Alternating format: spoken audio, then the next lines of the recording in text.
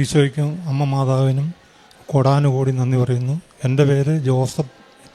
ഞാൻ കോതമംഗലം രൂപതയിൽ നിന്ന് വരുന്നു. കോതമംഗലം കോട്ടപ്പടി. എനിക്കൊരു സ്ഥലം വിൽക്കാനുണ്ടായിരുന്നു. ഞാൻ 1 വർഷമായിട്ട് സ്ഥലത്തിന് വേണ്ടി പ്രാർത്ഥിച്ചൊരുങ്ങിക്കൊണ്ടിരിക്കുകയായിരുന്നു. 24/6/2024 ഞാൻ ഉടമ്പടി എടുത്തതാണ്. അന്ന് ആദ്യം നിയോഗം വെച്ചത് സ്ഥലം വിൽപ്പനയുടെ കാര്യമായിരുന്നു. കുറേ ദിവസങ്ങൾ കഴിഞ്ഞപ്പോൾ ഒരു 8.5 സെൻറ്റ് സ്ഥലം വിൽക്കാൻ സാധിച്ചു.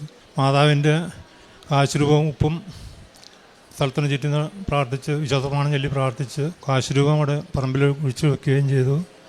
പിന്നീട് സ്ഥലം വിൽപ്പന നടന്നു. ഒരു 8.5 സെൻറ്റ് വിൽക്കാൻ പറ്റി. അത് കഴിഞ്ഞതിന് ശേഷം പിന്നെ ഉടമ്പടിയിൽ രണ്ടാമതായിട്ട് ഞാനൊരു മക്കൾക്കൊരു വീട് വാങ്ങിക്കാനായിട്ട് വീണ്ടും പ്രാർത്ഥിച്ച് എന്നും പ്രാർത്ഥന കൊന്തയും മുടങ്ങാണ്ട് പ്രസിദ്ധീകരണ പ്രാർത്ഥനയും സഹായന പ്രാർത്ഥനയൊക്കെ കൃത്യമായിട്ട് ചൊല്ലി പ്രാർത്ഥിച്ച് ഉടമ്പടി ഉപ്പും തൈലവും വെച്ച് പ്രാർത്ഥിച്ച് ഞാൻ അങ്ങനെ പോയി ഒരു വീട് കണ്ടു. ആ വീട് കണ്ടതിന് ശേഷം ഞാൻ ഇവിടെ ഉടമ്പടി എടുക്കാൻ വന്നത്. അത് കഴിഞ്ഞ് 72ാമത്തെ ദിവസം ഞാൻ ഈ ഉടമ്പടിയിൽ വന്നതിൻ്റെ തലേ ദിവസം പോയി ആ വീട് കണ്ടിട്ട് വന്നിട്ട് 72ാമത്തെ ദിവസം ആ വീട് ഞാൻ ചോദിച്ച് അവർ പറഞ്ഞ ഒരു പൈസക്കാലൊരു 7 ലക്ഷം രൂപ താത്തി എനിക്ക് അമ്മ മാതാവ് വാങ്ങിച്ചു തന്നു. അമ്മയ്ക്ക് നിരുക്കുമാരനും കോടാനുകൂടി നന്ദി പറയുന്നു. പിന്നീട് ഞാൻ വിൽക്കാൻ ചേർന്ന സ്ഥലത്തിൻ്റെ ബാക്കി ഒരു 14 സെൻറ്റ് സ്ഥലം കൂടെ ഉണ്ടായിരുന്നു. ആ സ്ഥലം വിൽപ്പനയ്ക്ക് വേണ്ടിയിട്ട് ഇട്ടിട്ട് ആരും വന്ന് തിരിഞ്ഞു നോക്കുള്ള വില കുറച്ചേ പറയുന്നുണ്ടായുള്ളൂ. പിന്നെ ഞാൻ അമ്മയുടെ ഉപ്പും തൈലവും പ്രാർത്ഥിച്ച് ശതമാനം ചൊല്ലി മാതാവിൻ്റെ കാശുരൂപം വെച്ച് പ്രാർത്ഥിച്ചതിന് ശേഷം ഇപ്പോൾ ഈ 13/1/2025 ആ സ്ഥലത്തിൻ്റെ വിൽപ്പനയും കൂടെ നടന്നു കിട്ടിയിട്ടുണ്ട്.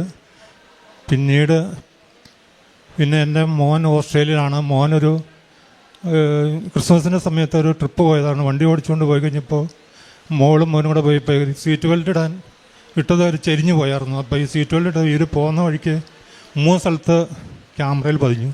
അങ്ങനെ $1200 അടയ്ക്കണമെന്ന് പറഞ്ഞു.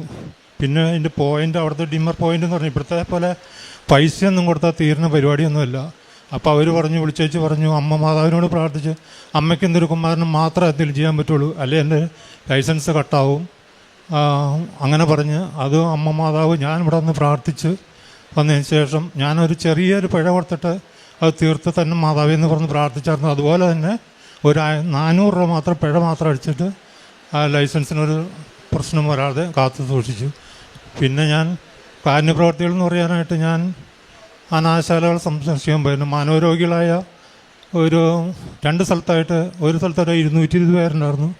അവർക്ക് ഞാൻ സ്വന്തം ഭക്ഷണം ഉണ്ടാക്കിക്കൊണ്ടുപോയി 220 പേർക്ക് ഭക്ഷണം അവിടെ വിളമ്പി കൊടുത്തു. പിന്നെ ഒരു സ്ഥലത്ത് ഒരു 60 പേരുണ്ടായിരുന്നു. 60 പേർക്ക് ഞാൻ ഇതുപോലെ തന്നെ സ്വന്തമായിട്ട് ഭക്ഷണം ഉണ്ടാക്കി കൊണ്ടുപോയി കൊടുത്തു. പിന്നെ പള്ളികളിൽ ഞങ്ങളുടെ അടുത്ത പള്ളിയില്ലാത്ത ഞങ്ങളുടെ ഇടവപ്പള്ളിയിൽ ശനി ഞായർ മാത്രമേ കുർബാനയ്ക്ക് പോകാറുള്ളൂ. എല്ലാ ദിവസവും പ്രാർത്ഥനയിലൊന്നും കൃത്യമായിട്ട് ഒന്നും മുടക്കാൻ പറ്റില്ല. കൊന്തയൊക്കെ ചിലപ്പോൾ കുർബാന കഴിഞ്ഞ് ഉച്ച കഴിഞ്ഞ് കുർബാനയൊക്കെ ഉണ്ടെങ്കിൽ ചിലപ്പോൾ കൊന്തയിൽ വൈകുന്നേരം ചിലപ്പോൾ വേണ്ടാന്ന് വയ്ക്കായിരുന്നു. ഈ ഉടമ്പടിയിൽ വന്നതിന് ശേഷം ഒരു ദിവസം പോലും പ്രാർത്ഥനയോ കുർബാനയോ കൊന്തയൊന്നും മുടങ്ങിയിട്ടില്ല. ഒരു സമയത്ത് പോലും മുടങ്ങിയിട്ടില്ല. ഇത്രയൊക്കെയാണ് എനിക്ക് പറയാനുള്ളത്. എല്ലാവരും മാതാവിനോട് ഉപേക്ഷിക്കുകയില്ല. മാതാവ് എല്ലാ കാര്യവും നടത്തിക്കോളും. ഞാൻ എൻ്റെ പ്രാർത്ഥന ജീവിതത്തിൽ പഠിച്ച് ഇത്രയും വലിയ അനുഗ്രഹം. ഞാൻ എല്ലാ മാസവും ഇവിടെ വരാറുണ്ട്.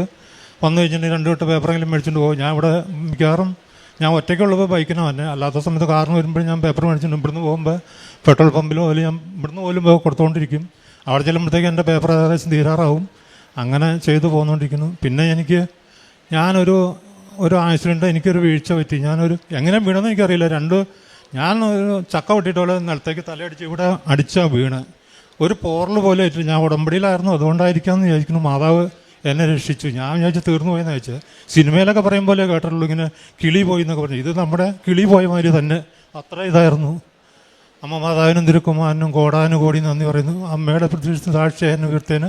അമ്മയ്ക്ക് തിരുക്കുമാരനും കോടാനുകോടി നന്ദി പറയുന്നു. യേശയ്യാ പ്രവാചകന്റെ പുസ്തകം 49:16 ഇതാ നിന്നെ ഞാൻ എൻ്റെ ഉള്ളം കയ്യിൽ രേഖപ്പെടുത്തിയിരിക്കുന്നു. നിന്റെ മതിലുകൾ എപ്പോഴും എൻ്റെ മുൻപിലുണ്ട്.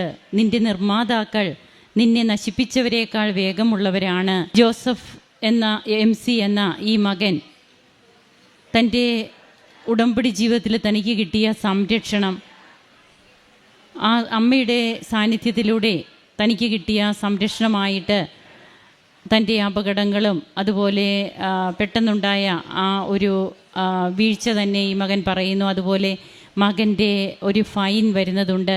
അത് എത്രയോ ഡോളർ അവിടെ പേ ചെയ്യേണ്ടത് പരിശുദ്ധ അമ്മയുടെ മാധ്യസ്ഥതയിൽ തന്നെയാണ് അതെല്ലാം ക്ലിയർ ആയത് എന്ന് പൂർണ്ണമായും വിശ്വസിക്കുന്നു. തൻ്റെ വീട് സ്ഥലം വിൽക്കാതെയൊക്കെ കിടന്നത് 1 വർഷത്തോളമായിട്ട് താൻ അതിനു വേണ്ടി പരിശ്രമിച്ചു കൊണ്ടിരിക്കുന്നു. നല്ല റേറ്റിന് പിന്നീട് വിൽക്കാൻ സാധിച്ചു. ഉടമ്പടി നേർച്ച വസ്തുക്കൾ ഉപയോഗിക്കുന്നുണ്ട്.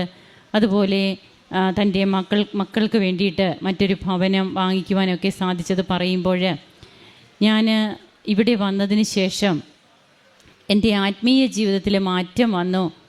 പലതും വേണ്ട എന്ന് വെക്കുമായിരുന്നു പ്രാർത്ഥനകൾ. എന്നാൽ ഉടമ്പടി എടുത്തതിന് ശേഷം കുടുംബ പ്രാർത്ഥന മുടക്കിയിട്ടില്ല.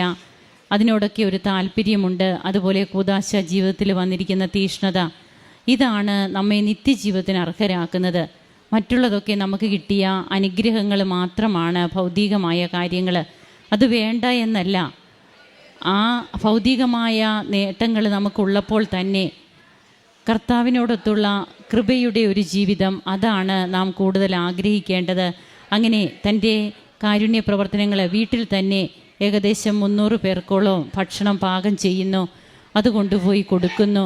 അപ്പോൾ ഇതൊക്കെ ജീവിതത്തിൽ അന്ന് വരെയും ചെയ്യാത്ത മക്കൾ, അതായത് ചെയ്യും എന്നാൽ ഒരു പ്രത്യേകമായ ഒരു നിയോഗത്തോടെ സന്തോഷത്തോടെ നാം അതൊക്കെ നിറവേറ്റുമ്പോൾ, ഞാൻ പരദേശിയായിരുന്നു, ഞാൻ രോഗിയായിരുന്നു, ഞാൻ നഗ്നനായിരുന്നു എന്ന് പറഞ്ഞ കർത്താവിനെ മറ്റുള്ളവരിൽ നാം കാണുകയാണ്. അങ്ങനെ തൻ്റെ ജീവിതത്തിൽ ഇന്ന് ഒത്തിരിയേറെ മാറ്റങ്ങൾ വന്നു. അതുകൊണ്ട് തന്നെയാണ് തിരുവചനം പറയുക, ഇതാ നിന്നെ ഞാൻ എൻ്റെ ഉള്ളം കയ്യിൽ രേഖപ്പെടുത്തിയിരിക്കുന്നു.